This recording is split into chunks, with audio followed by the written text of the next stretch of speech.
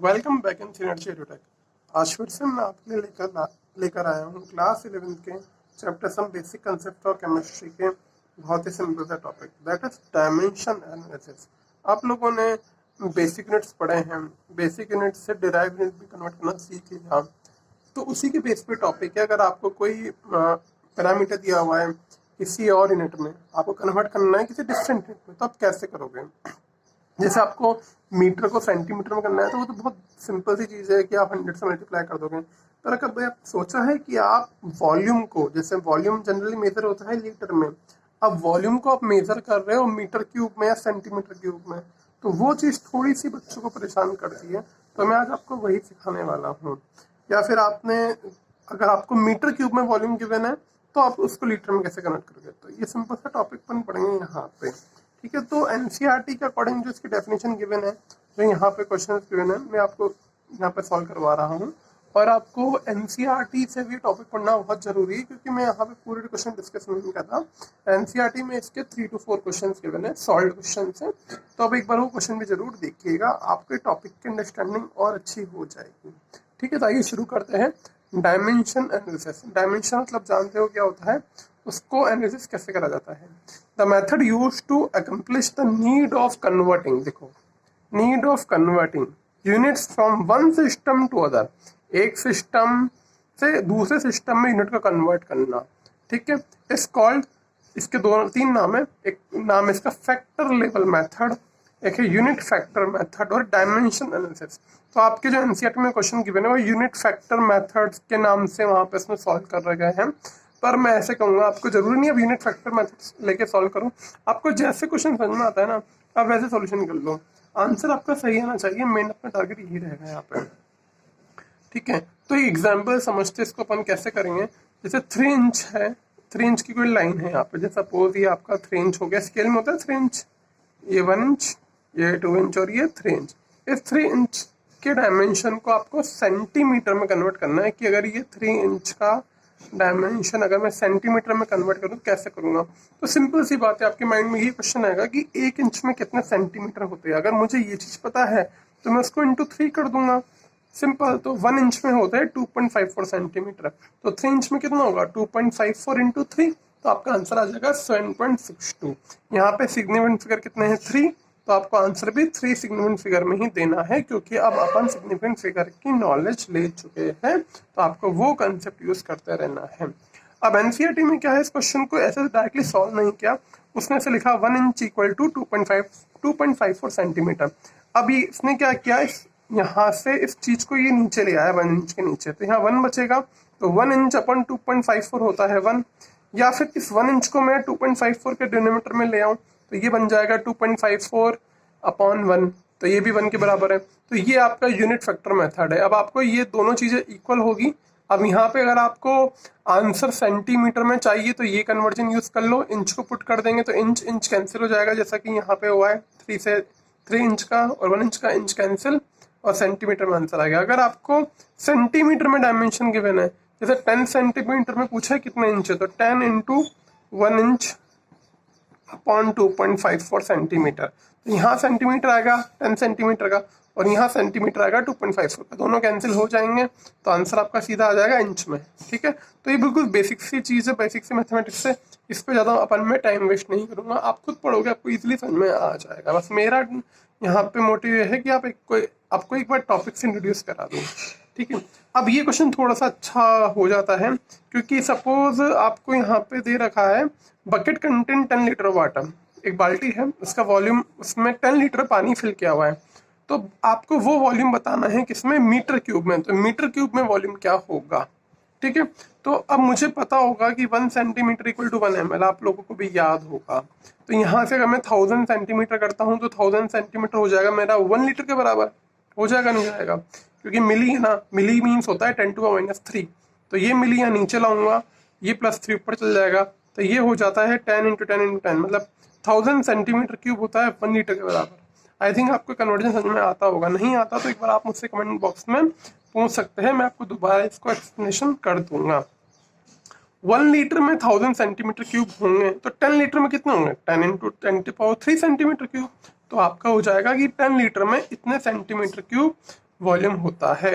अब इस centimetre cube को आप कन्वर्ट करोगे मीटर में, तो मुझे पता है 1 मीटर होता है 100 सेंटीमीटर के बराबर। तो 1 मीटर का क्यूब कितना हो जाएगा, 100 सेंटीमीटर का क्यूब हो जाएगा। दोनों तरफ मैंने क्यूब कर दिया। अब इसको मैं ऐसे लिख सकता हूँ 100 सेंटीमीटर क्यूब, तो 100 × 100 × 100 सेंटीमीटर क्यूब हो जाएगा। तो 1 मीटर क्यूब हो गया मेरा इतना, कितना 10⁶ सेंटीमीटर क्यूब। अब मुझे वैल्यू फाइंड करनी है कि 10⁴ सेंटीमीटर क्यूब मीटर में कितना होता है। तो यहाँ से मैं इस पार्ट को सेपरेट कर लूँ, बचेगा मेरा ये 100 वाला पार्ट। इस 100 को मैं नीचे ले आऊँ तो मेरा 10⁴, देखो 4 0 आ रहा है, 10⁴ सेंटीमीटर क्यूब मेरा हो जाएगा 1/100 मीटर क्यूब। 1/100 मीटर क्यूब, 1/100 को लिख दूंगा 0.01 मीटर क्यूब। तो मेरा आंसर आ गया किसमें, लीटर का कन्वर्जन हो गया मीटर क्यूब में। आपको जैसे भी इसको सॉल्व करना है वैसे सॉल्व कर सकते हैं, बस आपको कन्वर्जन याद होना चाहिए, जो मैंने आपको ऑलरेडी सिखा चुका हूँ। ठीक है, एक क्वेश्चन और लेता हूँ। सपोज आपने यहाँ पे अपने किसी लॉन में या गार्डन में 1 मीटर लेंथ और 1 मीटर विड्थ और 1 मीटर डेप्थ का कोई होल डिग किया। ठीक है, उसकी जैसे सपोज मैं आपको एक 3D डायग्राम बनाने की ट्राई करता हूँ। ये मेरा कोई होल है, ये इसका टॉप पार्ट है, इसकी विड्थ 1 मीटर, लेंथ भी 1 मीटर। ठीक है, और इसका जो डेप्थ है वो भी कितनी होगी, 1 मीटर होगी। ठीक है, अब आप इसमें फाइंड करोगे कि इसका वॉल्यूम कितना होगा। तो मीटर क्यूब में तो simple length into breadth into height, that is 1 metre cube हो गया। अब पे पूछे इसमें अगर मैं वाटर फिल करता हूँ तो कितना आएगा, तो मैंने अभी कन्वर्जन करा ना यहाँ पे, 1 मीटर क्यूब कितना होता है 100 सेंटीमीटर का क्यूब। तो ये हो जाएगा आपका 100 सेंटीमीटर, 100 का क्यूब सेंटीमीटर क्यूब, तो ये हो गया 10⁶ सेंटीमीटर क्यूब। अब मुझे पता है 1 सेंटीमीटर क्यूब होता है 1 ml के बराबर, तो ये हो जाएगा 10⁶ ml। ठीक है, अब इस ml को कन्वर्ट करना है आपको किसमें, लीटर में। तो क्या करोगे, 10⁻³ से डिवाइड कर दो, 1000 से डिवाइड कर दो लीटर में करने के लिए। तो क्या आंसर आ जाएगा 10⁻³ लीटर, यानी कि 1000 लीटर आपका आंसर आ गया। यानी कि आपका 1 मीटर क्यूब कितना होगा, 1 मीटर क्यूब कितना होगा, 1000 लीटर होगा। अगर 1 मीटर क्यूब की वैल्यू पता है तो फिर आपसे 2 मीटर क्यूब का पूछे या 2.5 मीटर क्यूब का पूछे, आप इजीली यूनिटरी मेथड यूज करके सॉल्व कर सकते हो। ये चीजें सब आपने मैथमेटिक्स में सीखी है, इसमें केमिस्ट्री का सच कोई रोल नहीं है, पर एनसीईआरटी में टॉपिक गिवन है तो मैंने आपको यहाँ पे थोड़ा आइडिया दे दिया।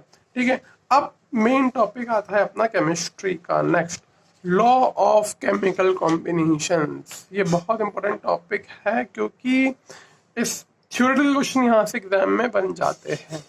अब मैं इससे ज़्यादा जोर नहीं दूंगा यहाँ पे, क्योंकि सेम टॉपिक आपने 9th क्लास में पढ़ा हुआ है, law of conservation of mass, law of constant proportion.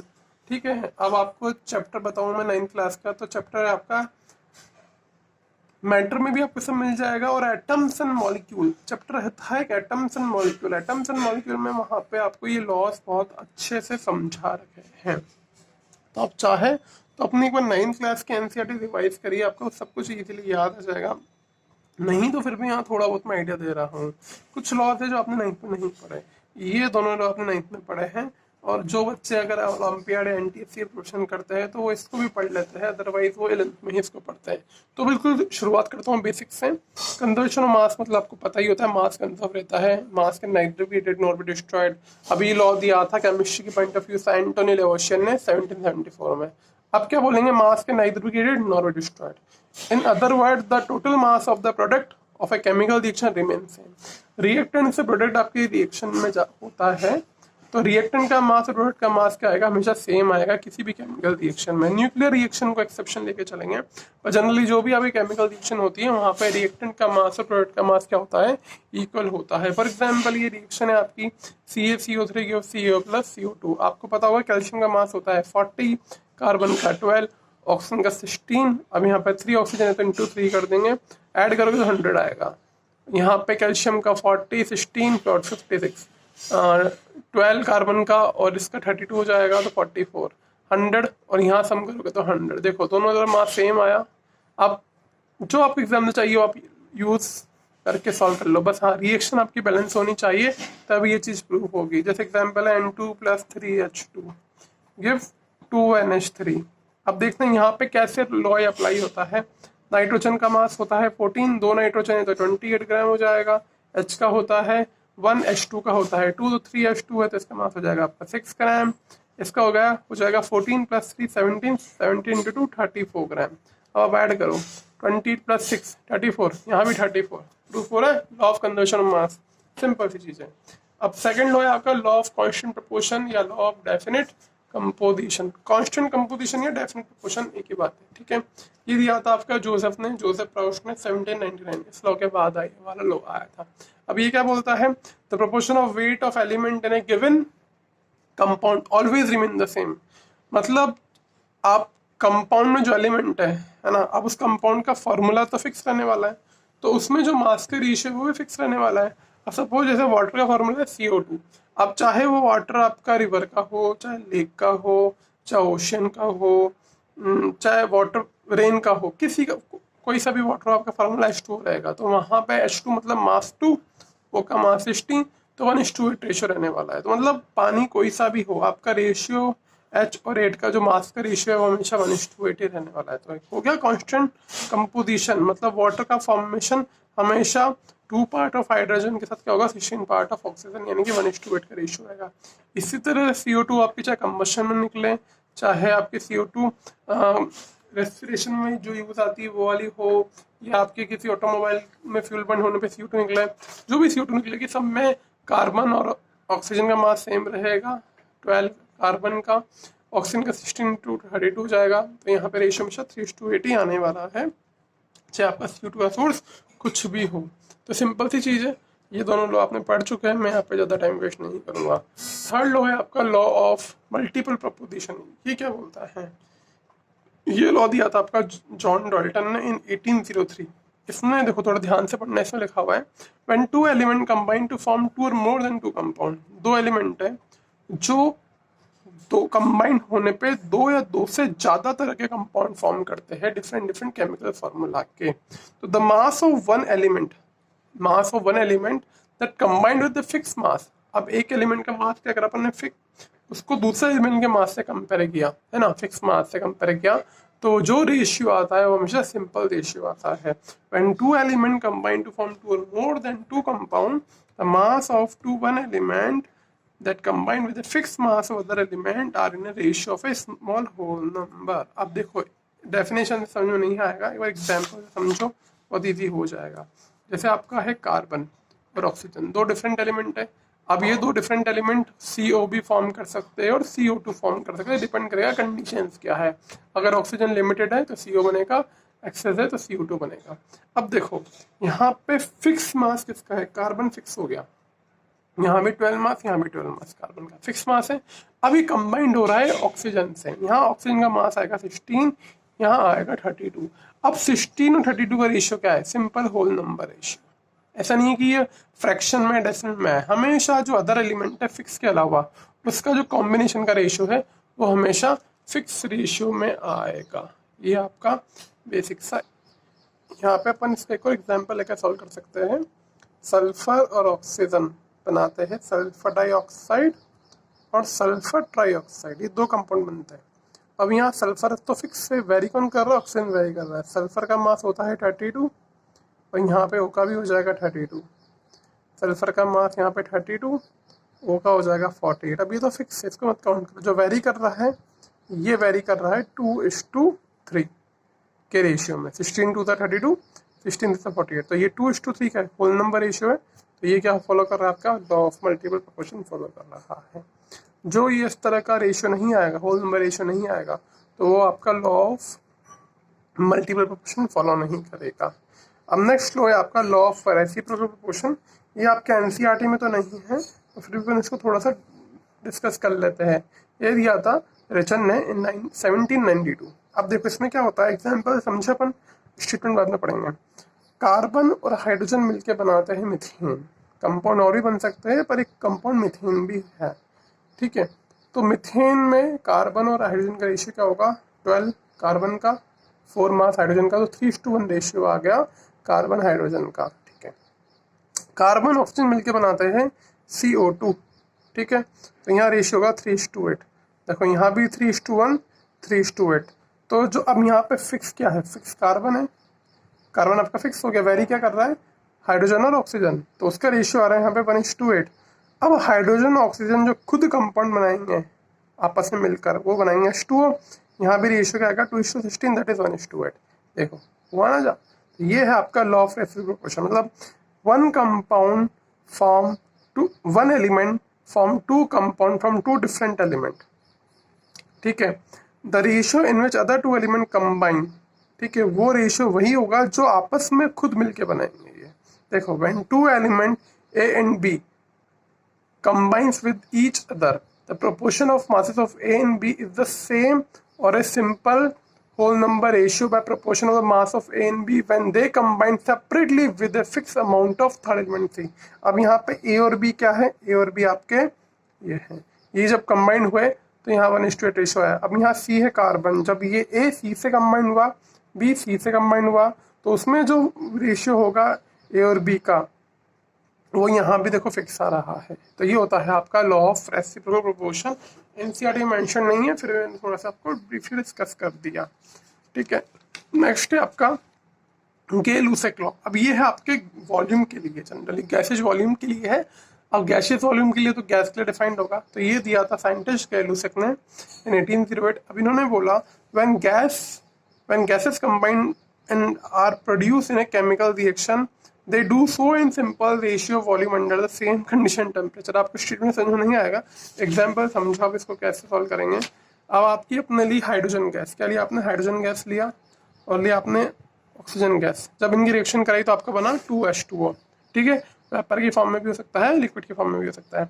अब यहाँ पे इनका रेशियो क्या है, 2:1 है, यहाँ 2 मॉलिक्यूल है तो यहाँ 1 मॉलिक्यूल है, ठीक है। तो अब इनका जो वॉल्यूम का रेशियो होगा ना वो भी 2:1 ही होगा। तो यहाँ 100 ml अगर आप लोगे तो उसको रिएक्ट करने आपको 50 ml ये चाहिए, ठीक है। तो यहाँ पे जो फॉर्मेशन होगी 2, तो ये देखो 2:1:2 रेशियो आ रहा है, तो ये 100, तो ये 50, ये 2। तो आप यहाँ पे जो आपके कॉफिशिएंट का जो रेशियो आता है, इनके जो मोल का रेशियो आता है वही आपके वॉल्यूम का रेशियो आएगा, ये बोला था आपके गे-लुसेक ने। ये चीज़ें और क्लियर होगी जब अपन न्यूमेरिकल करेंगे, ठीक है। एक इसकी एक और क्वेश्चन देखो, नाइट्रोजन हाइड्रोजन के अमोनिया, सिंपल रिएक्शन है, सबको पता होगी, बैलेंस करके लिखो। तो यहाँ जो कोफिशिएंट है 1:3:2, तो जो यहाँ वॉल्यूम का रेशियो होगा फॉर्म होने का और कंज्यूम होने का वो भी 1:2:3 ही रहेगा। 100 वॉल्यूम अगर 100 ml में इसका लेता हूँ तो मुझे इसका 300 ml लेना पड़ेगा पूरा कंज्यूम करवाने के लिए, तो ये यहाँ पे 200 ml ही बनेगा, क्योंकि यहाँ पे जो कोफिशिएंट का रेशियो है वो भी है 1:3:2, ठीक। नेक्स्ट लो है आपका गे-लुसेक एवोगाद्रो लॉ, ये एनसीईआरटी में मेंशन्ड है, ये काफ़ी अच्छा भी है, मोल में काफ़ी काम आएगा। तो equal volume of all gases same temperature and pressure should contain equal number of molecule. Example लेते हैं, सपोज ये बॉक्स है, कोई बॉक्स है, दोनों बॉक्स का वॉल्यूम सेम है, ठीक है। इस बॉक्स का टेम्परेचर भी है 298 kelvin, that is room temperature, pressure भी है इसका 1 atm, इसका भी है 298 केल्विन, प्रेशर भी है 1 atm, ठीक है। अब जब मैं इसमें गैस फिल करूंगा ना तो उन गैस का वॉल्यूम भी फिक्स ही फिल होगा, और जो उनके नंबर ऑफ मॉलिक्यूल्स होंगे ना, नंबर ऑफ मॉलिक्यूल्स वो भी आपके सेम ही होंगे। जितने सपोज यहाँ पे एक्स मॉलिक्यूल है तो आपको यहाँ पे एक्स मॉलिक्यूल होंगे, चाहे आप यहाँ पे हाइड्रोजन फिल करो या ऑक्सीजन फिल करो। गैसेस डिफरेंट हो सकती है पर उनका वॉल्यूम और उनके मोल आपके सेम ही आएंगे। तो equal volume of all gases at same temperature pressure volume. अगर आप वॉल्यूम वेरी करते हो, सपोज इसका साइज आपने बढ़ा दिया, 2 times कर दिया इसका आपने वॉल्यूम, तो हो सकता है यहाँ पे 2 times वॉल्यूम कर दिया और आपने इसका वॉल्यूम कम रखा तो फिर आपके मॉलिक्यूल वेरी कर जाएंगे। अगर आपका वॉल्यूम कांस्टेंट है, देखो इक्वल वॉल्यूम है, टेम्परेचर सेम है, प्रेशर सेम है, तो आपके मॉलिक्यूल सेम आएंगे। एक्स मॉलिक्यूल यहाँ पे हाइड्रोजन के है तो यहाँ भी एक्स मॉलिक्यूल ही आएंगे। अगर आप में temperature pressure volume P V और टी में से कोई भी एक चीज डिस्टर्ब कर दी तो आपके नंबर ऑफ मॉलिक्यूल भी चेंज हो जाएंगे। ये सिंपल सा कंसेप्ट समझ में आता है। एक इक्वेशन होती है पी = nRT, ये मैं आपको समझाऊंगा, अभी नहीं काम आएगी, बाद में काम आएगी। इसको बोलते हैं आइडियल गैस इक्वेशन, वहां से कंसेप्ट निकल के आता है। अभी आपको याद रखना है V कांस्टेंट, T कांस्टेंट और P कांस्टेंट, तो नंबर ऑफ मॉलिक्यूल भी कांस्टेंट आएंगे, चाहे गैस आप चाहे जो भी लो, ठीक है। सेम गैस लोगे तो सेम आने ही, अगर डिफरेंट गैस लोगे तो भी मॉलिक्यूल सेम ही आएंगे। आई होप आपको समझ में आया होगा। एक बार प्लीज़ एनसीईआरटी को रीड करिए, आपकी अंडरस्टैंडिंग और अच्छे से होगी। देखो जितना आप बुक्स रीड करोगे ना, चाहे कोई सी भी बुक हो, जितनी आप लिटरेचर पढ़ोगे, बुक्स पढ़ोगे, है ना, उतनी आपकी सब्जेक्ट की नॉलेज डेप्थ में होगी। चाहे आप वीडियोस कोई से भी देख लो, वीडियो देखोगे ठीक है समझ में आ जाएगा, पर आपको लॉन्ग टर्म नॉलेज आपकी बढ़ानी है तो प्लीज़ आप एक बार खुद चीज़ों को पढ़िए बुक में से और खुद समझने की कोशिश करिए, तो आपको और अच्छा समझ में आएगा और आप किसी दूसरे को या फिर एग्जाम में बहुत अच्छे से एक्सप्लेन कर सकते हो। सिर्फ वीडियोस देखने से आपकी नॉलेज नहीं बढ़ सकती, आपको लिटरेचर पढ़नी ही पड़ेगी। तो मिलते हैं अगले वीडियो में। Thank you.